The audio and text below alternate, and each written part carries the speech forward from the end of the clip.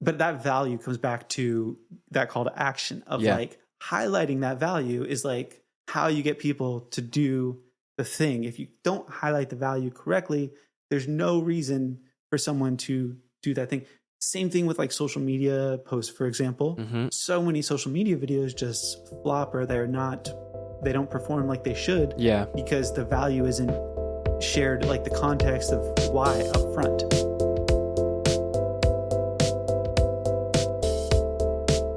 Welcome back to Oh My Pod. I'm your host, Justin J. Moore, and usually I'm joined by my fiance, Celine Albertini, but today I'm actually going to be the only host because her laptop stopped working right before the interview, which was super unfortunate. But today's guest, this was an awesome episode. His name is Dylan Schmidt. Dylan's been helping creatives since 2012. He's a podcaster. His podcast is called Digital Podcaster. He's a marketer and an online business owner based in LA, California, with vast experience in audio, digital marketing, and online business. His current mission is to break down how he reached 460,000 people without paid ads or a big following. So what are you going to get from this episode? Well, we dove headfirst into call to actions. Yes, for your podcast, but also kind of more broadly, we talked about call to actions. But we also just talked about marketing in general and content creation. Dylan's content on Instagram is some of the best I've ever seen for content creators and for podcasters as well. And Dylan's the first guest where I've ever actually sat on the call after I stopped hitting record for another half an hour just to chat about stuff. And the only reason we stopped is because we both had to get to another meeting. So saying that I enjoyed this episode is probably an understatement. I really liked talking to Dylan. I know that I've made a friend from this, which is one of the best parts of podcasting. When you really hit it off with your guest, you've made a new friend for, well, maybe for life. You never know. So I hope you enjoy this episode. If you do, please share it with someone else who might be able to learn something from it. That's all we ask. Thanks. Okay, Dylan, welcome to Oh My Pod. How are you feeling today? Justin, I'm doing great now that I'm here. Epic. I love the microphone. We talked about it already. For anybody just listening and not seeing, it's like my mic, the SM7B, but it looks so much cooler. It's like blue, bright yellow. Yeah, it's the first thing I noticed when I saw your Instagram. I was like, oh, it's caught my attention. Thank you. And I learned after the fact, supposedly blue, red, yellow, you can create any color. I guess that's like the fundamental colors. So it's like it's a metaphor for how you create content with all your different elements or something like that. Maybe that's not a great metaphor, but that sounds deep, just like me. Yeah, right. Well, I want to like emphasize that I think that you're making some of the best content in the podcast space. Probably the best I've ever seen. Thank you. It's just like pretty obvious that there's a lot of thought and that it's not just like ChatGPT or something like that. Like it's obvious that there's a ton of intention there, and you've grown a following. Like you're almost at 10K followers now from that, and so yeah, I think that people should go and check that out. It's like a wealth of knowledge. Like every post is something interesting. Yeah, try to like insert a random silly thing here and there, just to keep people on their toes. Totally. And also it definitely makes it, this is obviously not AI, because AI can't throw curveballs like I can, where I throw my dog in the mix, or, you know, a random like joke that probably no one gets besides me, but that's okay. If like one other person like laughs, I'm like, cool, but I don't know if they laugh because I can't see. So. Yeah, totally. That's what you got to do. You got to insert your personality in there wherever you can. So, exactly. I totally agree with that. That's the human element of what, you know, AI cannot fulfill. So perfect. Sounds good to me. So sadly, we don't have my beautiful fiance Celine with us. She's experiencing some technical difficulties with her laptop, and basically we got to get her a new laptop, and that'll be a Podigy business expense that I'm happy to take. But we're going to run it anyways, and Dylan we're going to do it without her, even though we'll miss her. But today we're going to focus, I've liked kind of having a more focused approach to the episodes, and I think that the audience also appreciates that. And so we decided that we're going to talk about podcast call to actions. Nothing sort of like, I reached out to Dylan originally because he had a post about 25 call to actions and different specific examples of how to do a call to action. But I think we're going to talk about it a bit conceptually, and then kind of get into the practical ways of how to talk about it, where to put it, kind of what to say. and how many you're supposed to have. Like, are you supposed to have one or two, or so we're just going to kind of talk about call to actions. It's something I've been really interested in. It's obviously like it is so dang important when you're doing your podcast, because you have an opportunity every single episode, after giving and giving and giving so much free value, you've got that one ask that you have, and it's the difference between people actually going to the next step of engaging with you and your content and maybe becoming a lead or a customer for your business, or not. And so not having the call to action nailed down, or having too many, is a critical mistake, especially when you look at like 50 episodes. Like, how many people would have gone to the next step? So okay, but wait, before we do that, I wanted to ask you something personal. I wanted to ask you, where's your favorite place you've ever traveled in the world, and why? Favorite place. I spent quite a bit of time in Bali, Indonesia. So I like there. I've also enjoyed Maui. So those two have been awesome. I spent a lot of time there. Bali's cool. I really want to get to Canada. Really? Yeah. I know those are two places that I've like traveled to and I really like, but I really want to get to Canada. I really want to see the lakes. Yep. I want to see like the mountains there. Something just seems so clean and pure. Yeah. So I haven't traveled, hopefully, to the best places I've been to yet. That's very cool. So, but the places that I've been that I really enjoy would be like Bali and Maui. Cool. I've heard great things about Bali, and I'm obviously in Canada right now, and the mountains you're talking about are they're kind of close to me. Like, they're about a 6-hour drive. It's if you're in Alberta and you're seeing like the Rockies and stuff, and that one lake that is so famous is the Louise. Yeah, and that is 6 or 7 hour drive. So I haven't actually been there, which is funny. Yeah. We have a beautiful lake here called Kalamalka Lake, which from a bird's eye view is pure turquoise, and it's huge. And many people say it's the most beautiful lake they've ever seen. And I went to Italy, obviously with my fiance, to the very north of Italy, to like Lake Garda and a couple other ones. And it's a very similar vibe to Alberta. It's a beautifully high mountains and lots of lakes. But honestly, the lake here in my little like town where I'm from is like, it's world class. So you're in LA, so you're not far from Canada. You could just I've been to Canada a few times. I shouldn't say I haven't, but I've been to Edmonton, Calgary, Vancouver, Toronto. Gotcha. But I haven't been to like the more super scenic places. Yeah, Vancouver is beautiful though. Like, totally Vancouver's awesome. a cool city. Yeah, very similar to like, obviously it's not too far from Seattle, but that kind of vibe. And I'm like, but I see all those pictures. My dad rides around on a motorcycle around the US, and he goes up into Canada sometimes. And, the pictures and what he's described to me after seeing like so much stuff, like I got to go there. So yeah, it's beautiful. I guess I would also have to go and see Lake Louise. That's kind of stupid that I haven't, now that I think about it. Okay. Well, that's cool though. Thanks for sharing that. I just like to have something that I don't like to go too deep into like the guest's whole story, because it can just go on like a huge tangent, but I'm happy that you shared that. And so let's chat about podcast call to actions. I guess just take the stage with your first thought. We discussed kind of a little plan of what we want to chat about. So maybe you can give an overview or just hop right into it. The stage is totally yours, Dylan. Yeah. Well, thank you for coming to my TED Talk. Wait, no, I say that at the end. Say that at the end. Yeah. Wait, I haven't said anything yet. So the call to action, right, which is at its core what you want the person to take action on.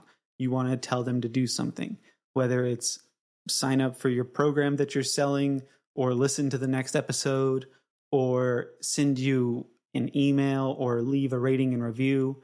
Those are all different examples of a call to action that you could place in a podcast. And really, before a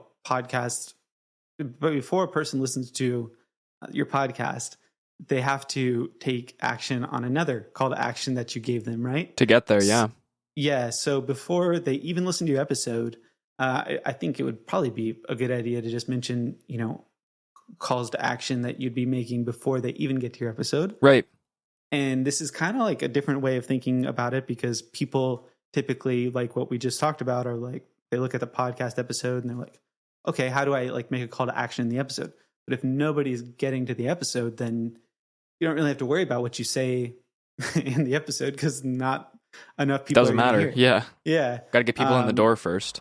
Yeah. And it's a numbers game too, right? If you had like 50 people listen and one person takes action on what you asked them to, is that good? Well, it depends. We can talk about that too. Mm-hmm. But the call to action before someone gets to your podcast. So looking at, different things, the simplest, way to add a call to action to your podcast that most people don't think about is your podcast title, right? They go off the text that they're seeing. For example, Joe Rogan is, the number one podcaster and someone that we're all familiar with. If you look at, he's not adding a call to action on his social media to get people to go to it. People are just looking at the episode title if they're going to listen to it. Some people will just listen to it because it's him and they'll listen to whoever he has on. Mm-hmm. So his call to action is literally just his brand at that point. But the title of like who's on the guest episode, name. Yeah. Yeah. That's what is going to make me listen or not listen. Exactly. So that's a call to action in itself. And if your title sucks, then people aren't going to click through and listen, because they're always thinking, is this for me? Is this not for me? Like for me, if I was going to listen to, let's just say Joe Rogan, for example, if he had someone on there that I was interested in, then it's going to speak to me and I'm going to go, I need to listen to this. But if he has some like wrestler or something on that I'm not really interested in, well, I'm not going to listen to it. So you got to think about like, am I, is this enticing? And just a name can be enticing. And where, and like, are you putting that name on social media, and is that where people are clicking through, or is it just that people are like searching through podcasts on streaming platforms and they see the title of the episode, and that's their invitation to, I mean, that is a call to action in itself on the platform. Yeah. So where are you actually, how are you utilizing the title of the podcast to intrigue listens? Yeah. So you're just putting the title there. And then when people are subscribed to your podcast, then they'll see the title and then that's like basically all you'll have. But if you're using social media or an email newsletter, for example, to get people to go from there to your podcast, you're typically not just going to put your title. You might, if your title is solid, then you might just put your title because it might be structured in a way. For example, I just had an episode for my own podcast that was something like, how I'm growing my email newsletter. I think it was just like that. Yeah. Maybe a little bit longer, but how I'm growing my email newsletter. That's pretty clear. Like that's, and I think there was a little bit more interest to it. Like some type of stat or something. Yeah. Like I was going to say like 10x or 5x would be like, I would click that right away. Yeah. Yeah. And I could have I'm just saying, I said how I'm growing my email newsletter with paid ads. With paid ads. Yeah. And I could have thrown a stat in there, but I didn't. But it's pretty clear. So I could just throw that on social media, like, new episode, how I'm growing my email newsletter with paid ads. Right. I know that would be enough to get people to be interested in it. Mm-hmm. And the call to action, like the specific action I want people to do is to listen to the episode. So I would say specifically how I want them to take action. So if it was in Instagram stories, for example, when I share the link, I don't just say episode or link to episode. Mm-hmm. I would say for them what I want them to take action on. So I want them to tap to listen. I don't want to say, right? Listen now or something like that. I want to say like, this is it. Because you think about when you're reading words, especially, we're just like, we do in a way what we're told or suggested to. Mm-hmm. So using the language that you want people to take is crucial. Yeah, tiny shifts in words can have a massive effect. Absolutely. Yeah, and it's just like it's a deeper psychology thing of we can only work with the words we've got, and there's not a secondary form of communication going on there. So you need to be really intentional with your words. So tap here to listen, things like that. So the call to action is cool.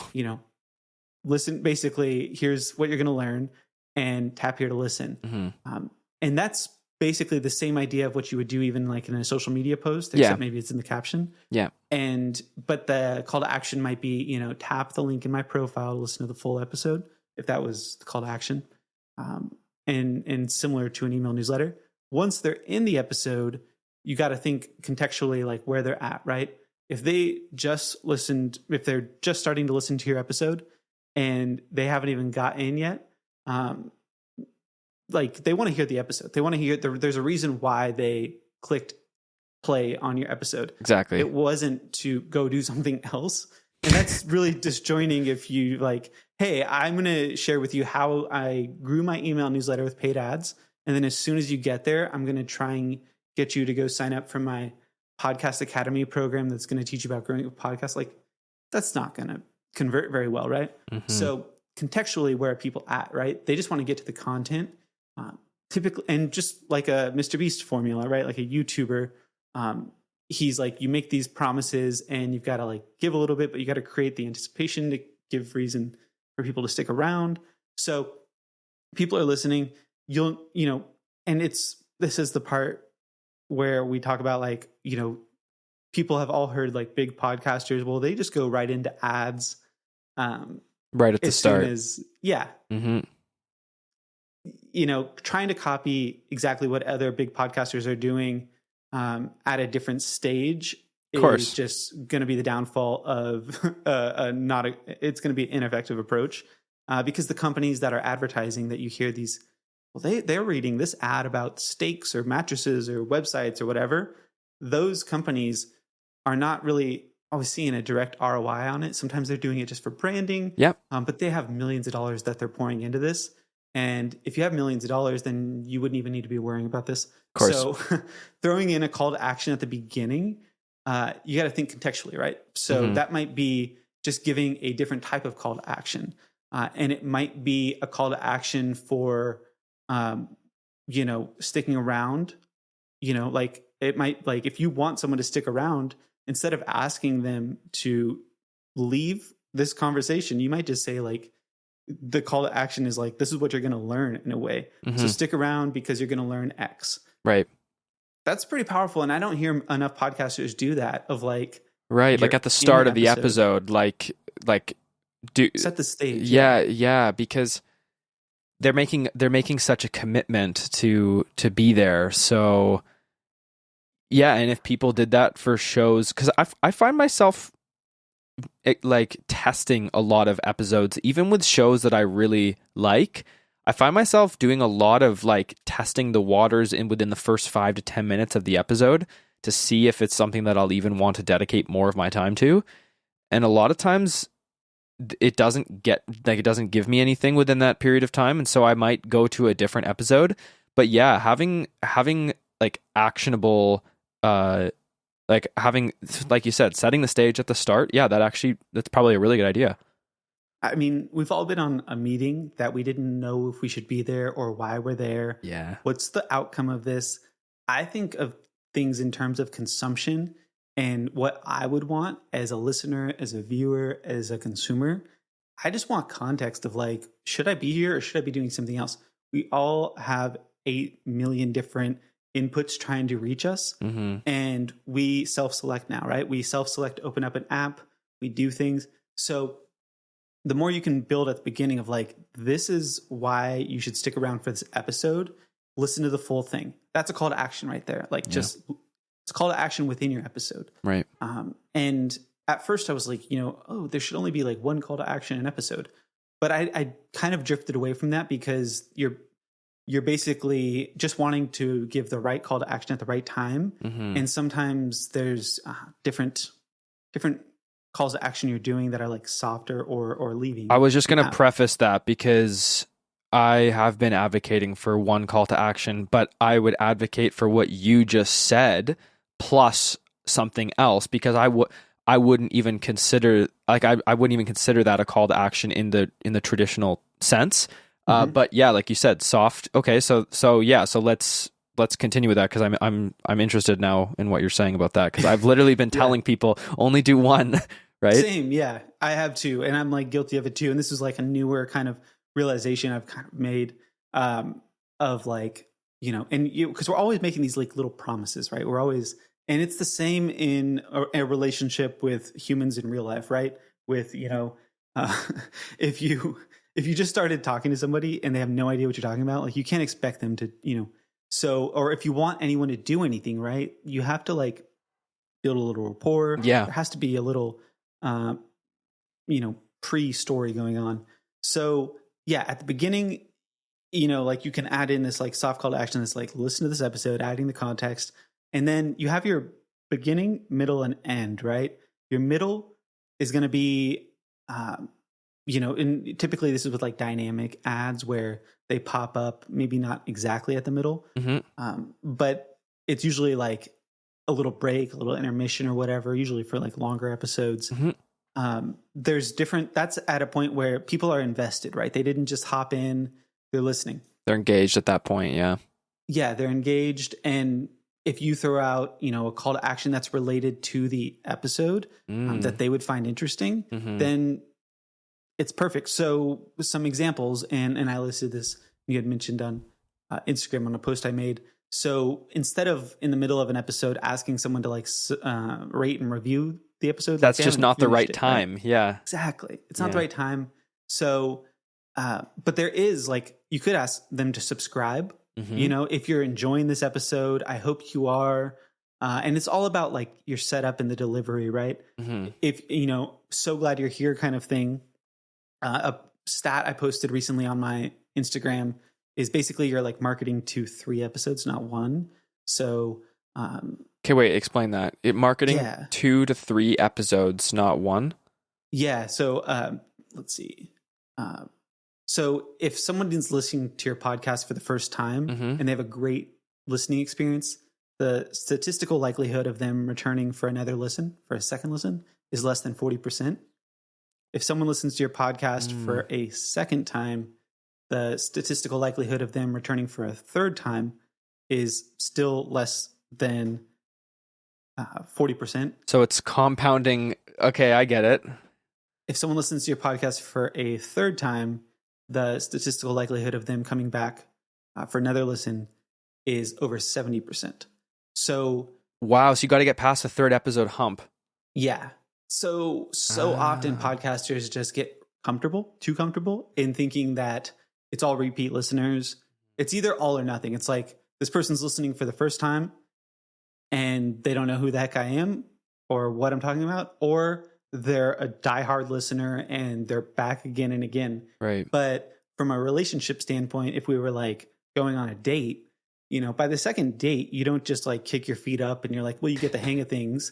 You also don't have to like do these weird introductions. So there is a middle ground of how you can structure your episodes, of how you can talk to your audience, how you can introduce certain things that don't make it feel like you have to know what's going on and they don't have any context. So people are like, what is happening? Because I've listened to podcasts that I want to listen to because I'm like, they were recommended to me by certain people. And then I listen and I'm like, what are they talking? I thought this was a podcast about pop culture and they're talking about, something that's so unrelated. I'm like, what? Yeah. So what get it. So what you're saying is that you're saying kind of 2 things. First of all, that every single episode is an opportunity to let me go back, because if somebody comes to your show and you have like 100 episodes, they're not going to start your show at episode 1. They're probably going to listen to like maybe the most recent one, or they're going to, instead of listening to the most recent one, they're going to look through the last like 5 to 10 for the one that the title calls to them. And then they're going to listen to a couple more, and they might even go backwards and listen to one from before if they didn't find one within that they liked after, or they might just go to the very next episode or something.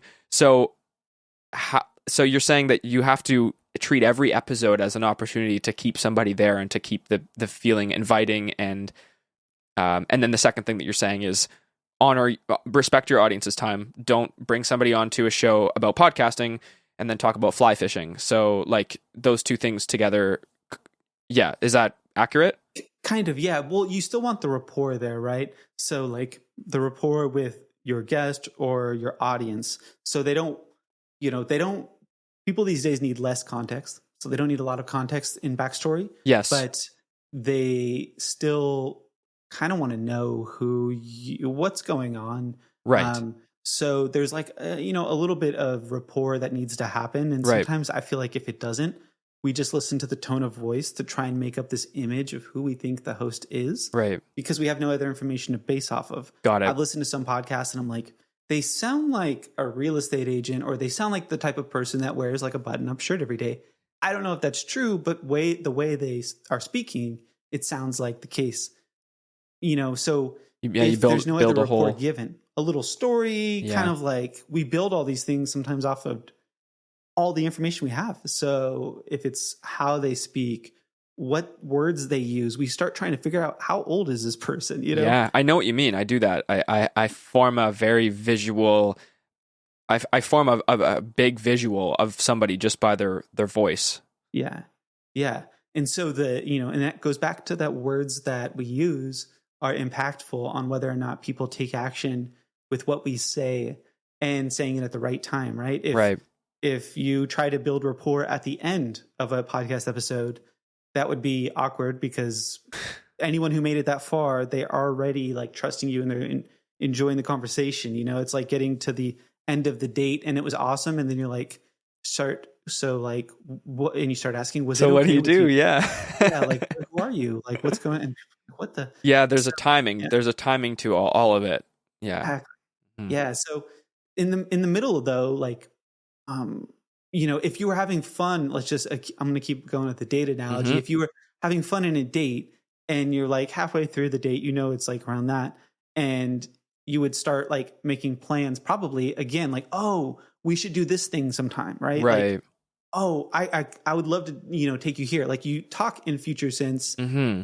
So if you throw in a call to action in the middle, for example, it's like, let's keep this party going. It's not breaking all the momentum and being like, okay, like I need you to subscribe, if you like this, like subscribe, mm-hmm. Sign up and, let's get married. It's like, yeah, of course. Like, hey, this is the type of thing we do all the time. If you're part of this, which, you are, because you made it this far, make sure to hit the subscribe button. Totally. People who are already subscribed, they will not mind that you treat that specific call to action. Mm-hmm. So that's another thing too, is like when you're giving these calls to action, make it specific, because the people that you want it to land for, if someone's already subscribed, they're not going to mind that you say, if you like this, subscribe to the episode. Of course, yeah. The people that aren't subscribed, they're going to be like, oh, you're talking to me. Mm-hmm. And that's totally okay. People are like afraid. I want to reach everybody in what I'm saying, and I don't want anyone to feel left out. But if we were at like a party or a group in a circle of friends and I was talking to you, but like there's everyone listening, but I'm just talking to you, everyone else isn't like, oh my word, like what? He's only talking to him right now. They might be like, oh, what's he saying to this person? Right. And also how I treat and talk to you, the other people are picking up on that as well and are building a bigger profile of me, right? Mm-hmm. So if I'm talking to you and I'm like, bro, Justin, like, I love this blank, whatever, like, dude, we should do this thing. Other people might be like, yeah. So that's why like being specific really carries more weight and is more effective than just trying to be like, I don't know. It's a mental thing. It's like subtle when you get specific with it. Yeah. So and then, because I was also just going to say I keep going back to like Alex Hormozy's podcast, especially the one, I know that he's like, it's kind of getting like overdone how much people are talking about him, but I really like him, and his ebook that he gave away for free, the whole time throughout the entire ebook, there was one single call to action at every single step, and it was just simply, if you're getting value from this, then like don't keep it to yourself, share it with someone else who would also get value from it, and that was sort of reiterated in many different ways, but that was the only thing that he asked for, and I did end up doing that. It definitely burned that idea into my brain. And I also felt like I owed him something because he didn't ask me to buy something. He asked me to just do something that I could do for free. And so that is something that I guess people could say in the middle. That's a logical thing to say in the middle. Like if you're currently enjoying this and you learned something, then that means someone else can learn something too. So pass it along. And there you go. There's one example that you could do in the middle. Yeah, and not having a call to action is still a call to action. Like if you don't tell anybody to do anything, they're not going to do anything, basically. Yeah, exactly. That's what you're saying to them. And not in a negative way, really. And they might still do something else. It's not like people aren't robots. So they might come back, or they might share with somebody, but you're hoping that they will. Yeah. So considering like, what is the specific action? I work with like a lot of coaches and consultants, authors. They want to sell more books. They want to get more clients.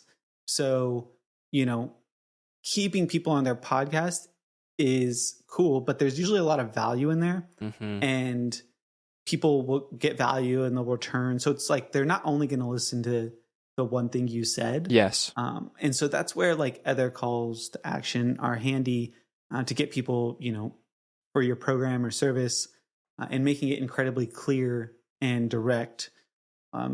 And so like with Alex Romo, like you mentioned, his is like reaching like reach, right? That's it. Or maybe to sell his book, but reach. Like he's like, the main takeaway, if you had to think like, what's the main takeaway, is spread his message. Yep. And and it was effective because it wasn't like spread the message, buy the book, sign up for the course, write a letter to somebody, do the hokey pokey. Like it wasn't a bunch of things. It was just one thing. Totally. And so many people will throw in so many calls to action in their podcast. Yeah. And then like none of them will work. So you can't really test that either from like a marketing standpoint. Yeah, of course. But let me ask you, like you said, let's just take an example. Like, let's say you work with an author or a coach, but let's just say an author, because that's kind of easy to make as an example, because they're selling a book. So, or maybe multiple books, but if they have a book, then how do you get people to your product or your service, your program, or to buy your book through your podcast? And maybe also touch on like, okay, a book can be like $25-$30, but what about a $1,000 offer that a coach may have for a program, or a $5,000 program or $10,000 program, where it's not like you can just tell people to go and buy your $10,000 program from the podcast. There's like a lot of steps in between. So maybe you could just touch on those couple of ideas with specifically selling something through the show. Yeah, I blame Linktree for the confusion. Yeah. There's too many like routes these days. I agree with you on that. I don't even know how to find people's podcasts in their bio. It's like, where am I even going? Like, but that's the other thing too, is like from a customer journey experience, people will confuse people with their podcast. Or again, too many calls to action. So like a Linktree, for example, it's like 8 different options, and we get decision fatigue. And I'm like, I don't want to make a decision. Yeah. I don't want to decide what to eat for dinner with my wife. I want her to decide, or she wants me to decide, and I want to make her happy. And I don't know what to say because I don't feel like cooking, and I don't really know there's too many options in this. You get stressed out and feel ashamed. Yeah. It's a lot. Like, let alone like I'm stuck and this person is supposed to be helping me. And now they give me 8 options. Like, bro, I don't know. Like, you tell me, I don't know. Like, so options just kill conversions. Too many options, I should say. And just from a conversion standpoint, if we look at 50 people, or let's just use 100. If 100 people come to, and we'll use the podcast too, but like if they come to a page, right? 100 people aren't signing up. Like nobody gets 100% of people signing up for the thing that's on the page. So numbers wise, right? And then if you had a page that had multiple things on it, it's going to decrease there's one of the things that you want people to sign up for.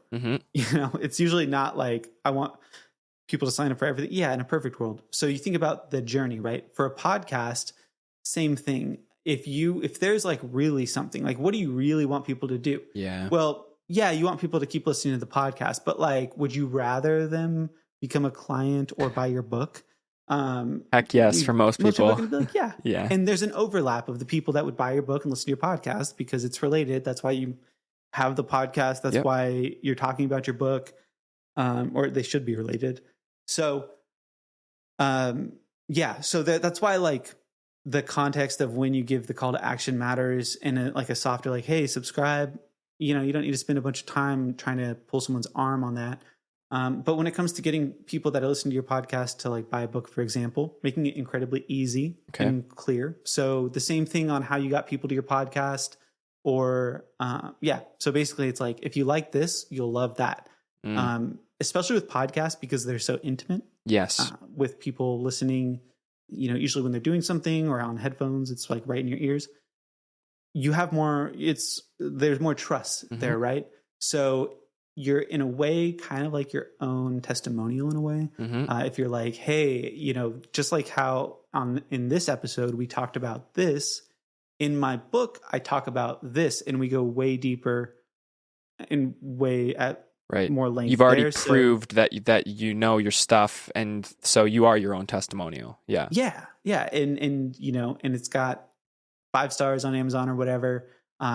Click the link in the episode description to get your copy. That's it. That's all you can do. And make it really simple and clear. Don't hide the link down at the bottom. Right. The link should be like, click here to get my book, make it incredibly clear. And again, like I said at the beginning, like tell them the action, click here to get the book kind of thing. Yeah. Don't just assume that if you just make the word book a link that people will click that. Yeah. Right. Okay. That's very actionable advice. I love that. But also then what about somebody who does have like a high ticket coaching offer and they're probably going to need to start with a call to get insight of some kind and ask some questions and do some diagnosis before like people buying a massive thing. So are we directing people to a bigger offer? Are we trying to siphon them to a call or to a lead magnet that then goes to like how are you what's the funnel there, or the steps? I hate the word funnel. I don't know why. It bugs me. Yeah, I know a lot of people don't like it, but it is like the most accurate. It is. It's just like too salesy for me. Maybe I've watched too many like movies of like big corporate business guys using the word funnel, but yes, I know, right? So the call is fantastic for high ticket stuff, especially.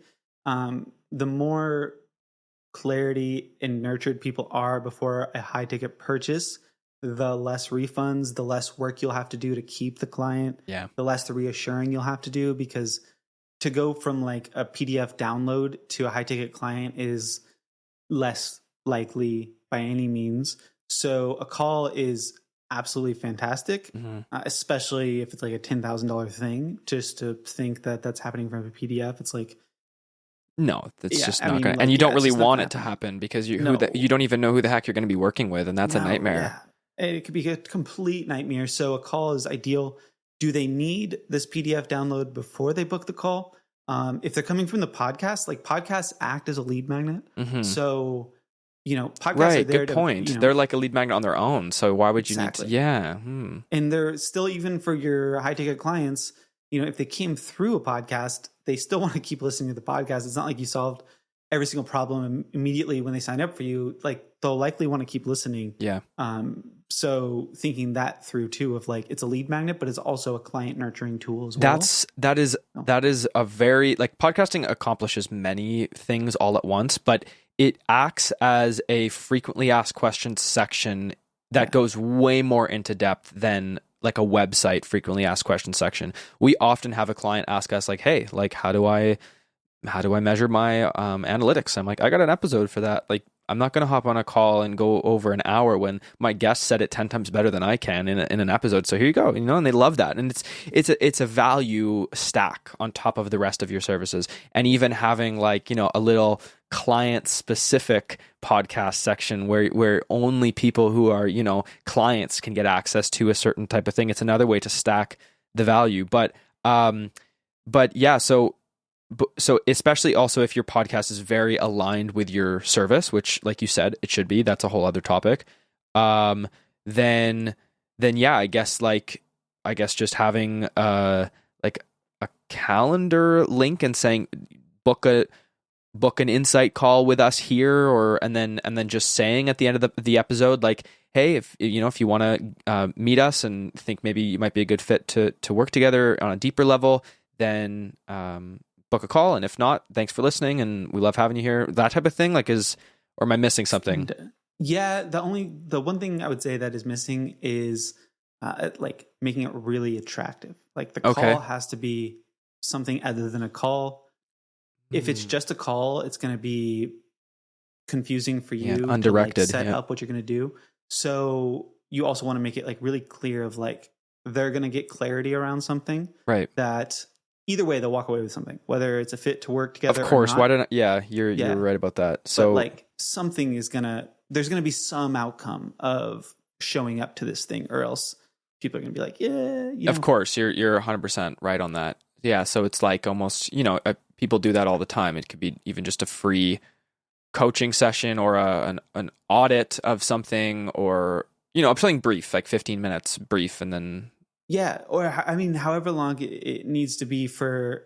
I have ones that are 15 minutes. I have ones that are 45 minutes. Okay. But typically it's like to uncover the problem that they're having, not solving it, because it's just doing them a disservice. So yes. I typically shy away from like a coaching session in the first discovery call. Like the purpose of it is literally just to like meet, build that rapport of like the diagnosis. Yeah. Yeah. And if you start like, whatever the doctor term is for, prescribing, you start prescribing before. Then it starts getting into like, they're going to think that they can do it on their own. And the reality is like, if it's actually like, they're aware of the problem, but it's like, to get the problem out just with somebody is sometimes takes some time. So like, okay, I think the problem is this, but through your experience, you might be like, actually the problem is this, and that's a problem every person has, especially when it comes to like needing a coach, is like, they think,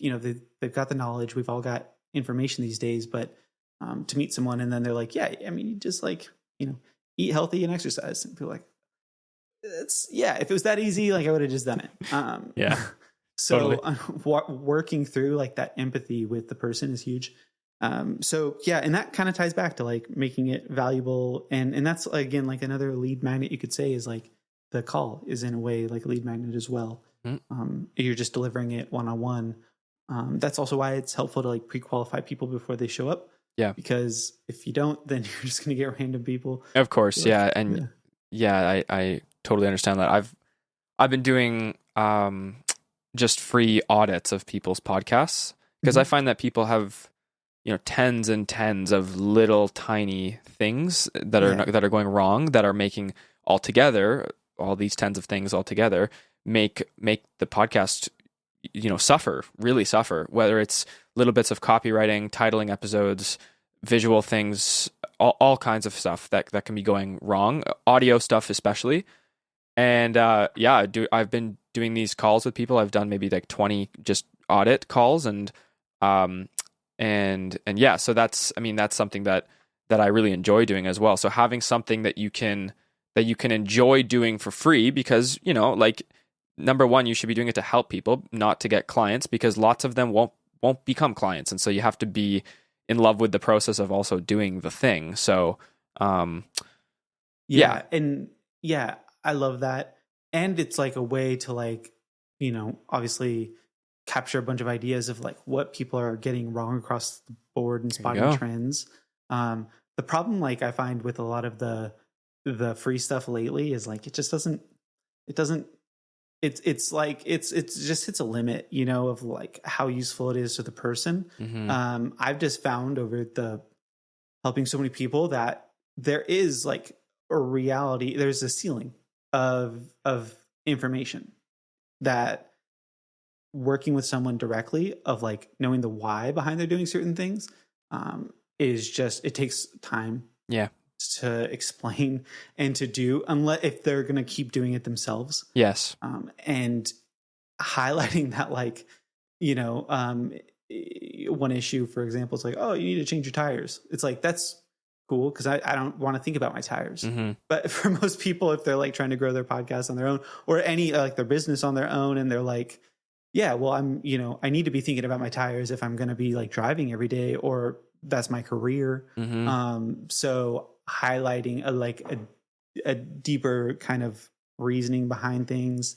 I don't know if that makes any sense, but of course, like, well, there's a lately. lot of stuff that goes into something like growing a podcast or building a podcast, building a bit, like everything. Like there's, and that is the benefit of having somebody who like, that's why people hire coaches, right? Because they don't want to go and learn how to do everything themselves and make all the same mistakes that person's made. They're just like, well, I'm just going to bypass all the pain and get straight to the goodies. And that's what you're supposed to be able to do. And so show me you can do it. And then they'll buy. and help me become better to like not be in the same spot I'm in in a year or 6 months, to empower me. And like, I just, and a lot of people like kind of get, confused about that sometimes, like, not like from what I run into, like people understanding the value in it, know, that's all. Totally. But that value comes back to that call to action of like highlighting that value is like how you get people to do the thing. If you don't highlight the value correctly, there's no reason for someone to do that thing. Same thing with like social media posts, for example. So many social media videos just flop, or they don't perform like they should. Because the value isn't shared, like the context of why up front. There's no reason to stick around because there's no reason. Like, I'm like, I don't understand what this is for me. So same thing in the call to action. We're implementing these like little calls to action throughout our content, in our, whether it's a social media post or a podcast, or it's a link in the description, or all these places. Yeah, I would actually say that it's one of the most important things in the structure and the strategy of a show. Like, I think and I have not come to that realization because of like, because I've researched it or something. I came to that realization because like we're making podcasts all the time, and for us and for other people, and like it's something that keeps poking its head up as being something. So I'm experiencing this as being one of the most important things, not just thinking it is. And I think this episode is like incredibly valuable. This is something that I would definitely send to somebody who is questioning how to do a call to action, or how many to do, or where and stuff. Before we sort of finish it off, because we're at like 45 minutes, do you have anything else that you wanted to add or summarize, or some extra thought or something? No, I would say like if you want to really study this, this is a light call to action. This is your call to action. Yeah, let's go. It's not to me. It's not to me. Okay. I'm just saying like in general copywriting, right? Like copywriting, more direct response stuff, getting people to take action is everything. And it's about growing. It's about monetizing. It's a crucial skill, like you mentioned, to learn. And it's something that's ongoing. People are like, I just want to like, it's not a skill that you just get and then you're just done. No, it's something constant. that you constantly refine, and you can build into your podcast itself so that the whole podcast builds up to this thing of the next step that you want people to take. So it can all work together. Yeah. Cool, man. Thank you very much for all of that. A lot of that helps me too. We're in the podcast industry, and I would call us pros, but there's still tons of stuff to be learning all the time, because it's like you just said, like now we're talking about copywriting. Well, I'm not a copywriter. I'm a like a podcast producer. So, but you got to dip into those places when you're making a podcast, because you're working with many, many different elements all at once. I mean, same thing if you're doing TV or video, like in some way, that there's so many elements. Like there's symbolism, and there's how important each word is, and titles, and then there's like, I mean, it's just deep, right? So you can always be learning. So where this is something I actually want to talk about, but maybe I could have you on another time to talk about it. But as you're a guest now, so where do you want people to go, and how are you going to tell people where to go as the guest? Yeah. So I'll just say this too, like you just said, like pro, all that stuff. I still like, I'll have the knowledge. There's the knowing, doing gap, right? You know what to do, and then actually doing it sometimes is difficult, even for me. So I'll tell you what I do, and I'll say what nobody should do. Okay. And I'll give an example of what you should do. Okay. At the end of a podcast episode. What you shouldn't do, and what I've done in the past, is say, just go to my website, dylanschmidt.com. That's where everything is. I have a business called Content Clips. I, have a bunch of free resources and trainings on there. I have a whole podcast academy that's like a free version on there. It's really awesome, really cool. What you should do, and note it, and there's too many things. I'm confused already. Yeah, like I'm not going anywhere. Yeah. I'll tell you what you should do. And if you're listening to this is what you definitely should do. By now we built the rapport. Yeah. I'm a trustworthy guy. Yeah, totally. Guy. Hilarious. I said that in a non-very trustworthy voice. Yeah, of course. Why does it sound like I'm questioning it? Yeah, like a crook. So what you should do is every Tuesday and Friday. Oh, almost said Thursday. Every Tuesday and Friday, I send out a newsletter that I put hours into. Okay. And it's not just like a blog post. There is a tips section, and then there's trending news, and I feature like other pieces of content in there and a fun fact that like you most likely never knew in your life. Okay, it's a really simple and free email newsletter. If you go to dylanschmidt.com, you can sign up. It's the first thing that you'll see. And I'm really proud of this newsletter because I put hours into it to make sure it's awesome. And I make it really unique, and I feature things that you didn't know because you couldn't have known them because it's literally like breaking news or things like that. So it's relevant to anyone in the podcasting game, in the content creation game, in the online business game. I include things that you need to know every Tuesday and Friday at 4:30 a.m. Pacific. It goes out. Go to dylanschmidt.com to get the free newsletter. That's the right way to do a call to action for a guest. Yeah, and you know what? If anybody can hear the typing, that is me putting in my email address at dylanschmidt.com for the newsletter. Yeah. I'm super down for that. It's cool. It's really cool. And we can, I don't want to make it longer than it needs to be, but that's, the reason for that is there's just one call to action right there, which is sign up for the newsletter. Inside the newsletter, there is a link to my podcast. There is a link to other things, but it's the newsletter. Like that's the reoccurring thing. I love it. I love also that because you only have one call to action, you can you can explain what people are going to get from that more. Whereas if you had to, if you did what you did before, where you talked about 10 different things, you can't explain what you're going to get from every single thing. I don't have a reason to go anywhere or do anything. But and now you don't need another reason, because we all want to be in the know and we all want to what's the latest thing? You don't even need to the reason for the newsletter is to keep you in the loop without you thinking am I missing something? Mm-hmm. I aggregate tech news, content creation news, podcasting news, into just the need to know things. Cool. I love it. The person reading it. Mm-hmm. So it's like having someone do the research for you. Yeah. I'm big on that. And hopefully make your life easier and more informed. Who doesn't want that? Cool. Okay. Well, sweet, man. I really enjoyed this conversation. Thanks for taking the hour to hang out and chat about this. And I don't say this with everybody, but I would love to have you back on to talk about something completely different down the road. Whatever. We're entrepreneurs, so we're always interested in different things at different times and have things that we're really passionate about. So somewhere down the line, I would love to bring you back on. And that, I'm not just saying that because I actually did have somebody at the start who we brought on as the first guest, one of the first guests, who we just brought back on again. So I actually really do like doing that and going for a part 2 on something. So and sign up to Dylan's newsletter. I just did. I love that you said you take hours doing it because I think the reason you say that is because people can just use ChatGPT now and have a VA do the newsletter without them ever touching it. So people are really searching for that human element. I want to make something that people are this is obviously not AI, and not that there's anything wrong with that, but I'm not using, and it's different in a way that it's current. It's not things that this was only, something that I made 3 years ago that is repurposed into an email newsletter. It's current news. There's a lot of current stuff. No, it's sweet. I love it. We'll be there. So, okay. Well, thanks again, man. And, My call to action is to take Dylan's call to action.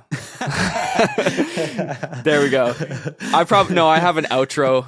I think I just say share it with somebody who helps, but yeah, thanks for coming on, man. I really enjoyed it. Thanks for having me. Totally. Okay, so you made it this far, which means you probably found something or learned something valuable from this. So don't be selfish. Please share it with somebody else so that they can learn something from it too. That's all we ask for all this free content. We're trying to build a community and help as many people as possible do better in podcasting, make better podcasts, get more from their podcasts in less time. That's our goal here. And if you want to support that goal, then just click the link and send it to one person who you know would love you for it.